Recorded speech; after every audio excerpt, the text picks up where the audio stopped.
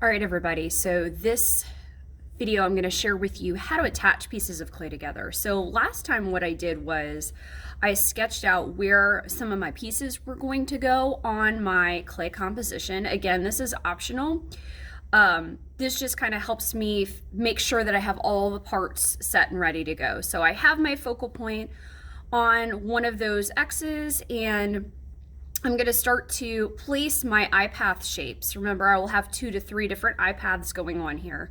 Eye paths going around, meeting up with this focal point. Okay, so what I'm going to go ahead and do here is use a series of tools to attach pieces of clay together. So here's what I need. I do need a little cup of water. For folks at home, you're going to have your plastic knife and also some popsicle sticks, also your fingers. For my in-person folks, you guys are going to either have a fettling knife or a needle tool. And if you have the fettling knife, I'm going to give you guys this fork to help you attach pieces of clay. So you'll have this and this if you're using the fettling knife. And then also some green clay tools if you're in person. Now, if you're at home, you have some popsicle sticks to work with, and those will work just fine. So here's what I have. I have this sketched out. My first step in attaching pieces of clay together, so I have all these cut out, popped out, is we are going to score both areas of clay that we're going to attach together. So the whole thought process behind attaching pieces of clay is when I bake these at the kiln, bake these in the kiln at close to 2000 degrees, we want them to bake together as one unit. Okay, we don't want them to cook separately and pop apart. So making sure you attach pieces of clay exactly like I'm sharing with you is important so that they bake together rather than separately. Okay, so the first thing I'm going to do is using a needle tool, using a fork, and actually folks at home, you may want to use, ask your parents about a fork from the kitchen, watch it real good. Wash it real good. You can even use your plastic knife if you want. Is I am going to score or scratch the surface of the clay where I want to attach some of these pieces. Okay, think of this as Velcro. So this is the Velcro on the one side. I am going to also do this on the clay pieces, on the other side. Okay, so the piece of clay I want to attach, just that surface.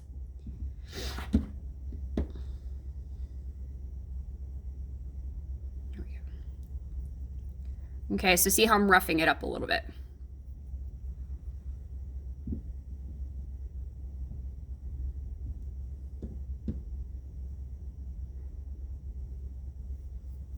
All right, so what I have here is I have my score marks, okay, which is my little scratch marks on both pieces that I want to attach together, okay?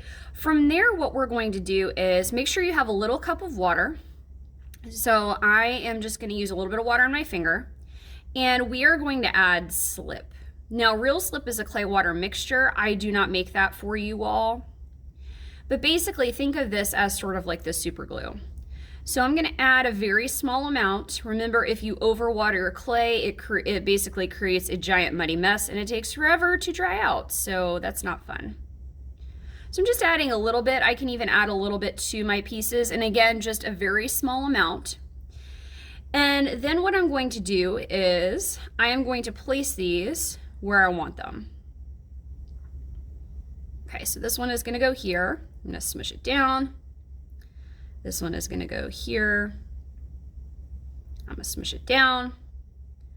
And this one is going to go here, and I'm going to smush it down. Okay. Now, all I did at this point, this is literally all I did, was add scratch marks, okay, on both sides, add a little bit of water, and smush them down. This will not cause this to bake together, okay? So let me say that again. Just by adding scratch marks on both sections, just by adding a little bit of water, This will not cause this to bake together. The last part is the most important part, okay? And that is smoothing out the seam. So see how there's still a line that separates one piece of clay from the other. I'm going to use my green clay tool and also my finger. If you're at home, you can use your popsicle stick and also your finger. That will work just fine. And what I'm going to do is I'm going to pull clay over that seam as far all the way around as I possibly can. Okay, I call this baby bite marks because that's what it looks like to me. It looks like a little baby chomped it. Okay, so see how I'm doing that all the way around.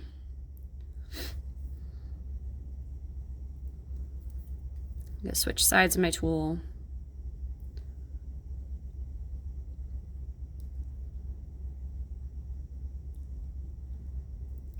Got to keep going.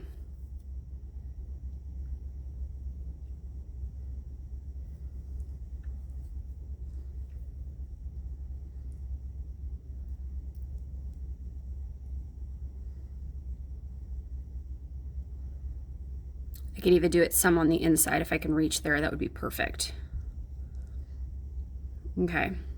So I have something that looks like this right now. So this should actually bake together. All right, so this is kind of what it looks like from far away. This is what it looks like close up. Now here's the problem with this. At this point, baby bite marks are not aesthetically pleasing, meaning they look bad, okay? So what I encourage students to do is to really sculpt and smooth out this area. So once you have those bite marks and you've pulled the clay over that seam, okay, that separated the two pieces, now what I want you to do is add the smallest bit of water in your finger and smooth that out, okay? So believe it or not, your finger is your best clay tool because it allows you to basically add pressure, right? Add pressure, really smooth things out. And again, if you're gonna add a little bit of water, a little bit is key. You don't want to add puddles of this stuff because the last thing you want to do is muddy up your clay. Okay. Now at this point, this actually looks really good. At this point, here's what I have. And I would do a little bit more smoothing out right here. So I've smoothed this out all the way around. At this point, this is attached on, okay, so I have it looking like this. I would still work the surface of this section, meaning I would sculpt it, okay? So see how we have the texture from the slab roller. The slab roller is a machine that I use to roll out basically flat pancakes of clay, right? I would sculpt this using your finger. You can smooth it out. Make that texture go away, work the edges, okay? Make it look awesome. I would work this area in the middle. Okay, so you can kind of see what I'm doing here. So right now, this is attached on by scoring, okay? Adding those scratch marks on both surfaces of clay, adding slip, or for us, it's water, but it's really a clay water mixture. Smoothing out the clay, meaning smoothing out that seam, okay, through baby bite marks and also a little bit of water in your finger. And this will allow your clay to bake together rather than separately in the kiln, okay? So all of your pieces of clay you're gonna attach on in this way, okay? So always check for that line that separates the two. If you can see that line, it is not attached together. Okay,